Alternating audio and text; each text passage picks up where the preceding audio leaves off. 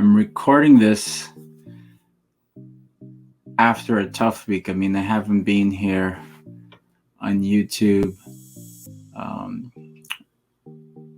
We haven't done a Hey Fam Life broadcast in I feel like at least a month.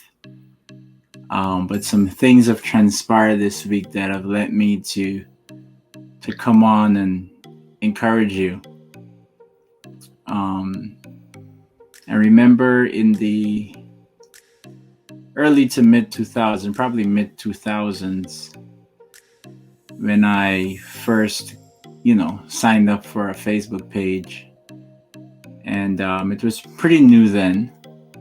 And over time, it became sort of a tool of use for constant use. And this week, something crazy happened where my original profile, which I've had, I feel, for about 15 years, got hacked, got taken over. The person who took over the account to change all of the authentication, verification, email and phone number. And in essence, I felt violated. I felt robbed.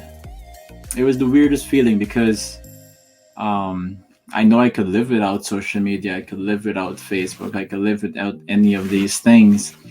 But it was less about the use of the tool and really me worrying about, is this person going to misuse my information, my identity? Are they going to take my pictures and do crazy stuff with pictures of me and my family? So all of these fears and anxieties flooded towards me. And truth be told, it was a form of a loss. I felt like I lost something. I felt like I lost 15 years of memories and conversations and engagements and interactions with people. 15 years of greetings and celebrating other people's lives and occasions.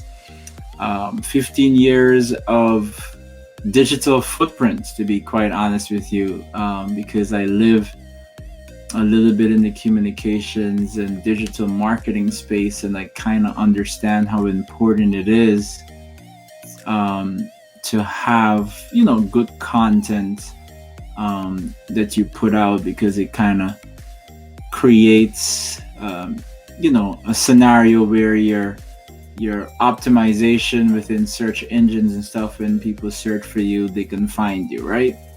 So I'm conscious of that. I'm conscious that I had a business page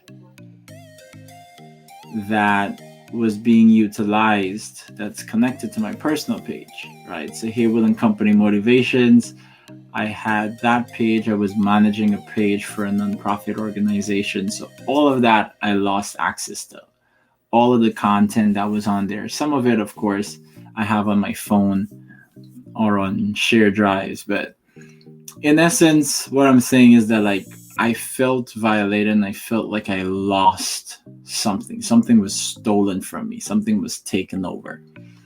And I feel like that is consistent with how a lot of us are feeling during the pandemic, right? So a lot of us have lost our freedoms. A lot of us have felt restricted. A lot of us have lost family and friends. People have actually lost their lives. Some of us have lost our optimum health, either mental health or physical health. Some of us have lost the ability to optimize certain relationships because we've kind of lost physical contact with a lot of people. And in the middle of it all, I feel like God was reminding me of the story of David when he and his men went out to battle, and they returned. That story is found in 1 Samuel 30.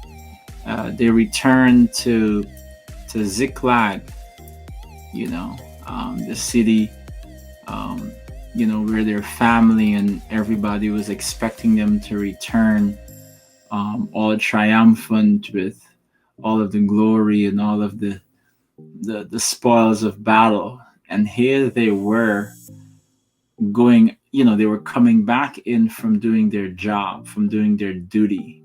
In religious context, they were out doing the Lord's work. They were doing what God had told them to do, only to return and find that their city was raided, that their city was burned down, that their family, their wives, their kids were taken away.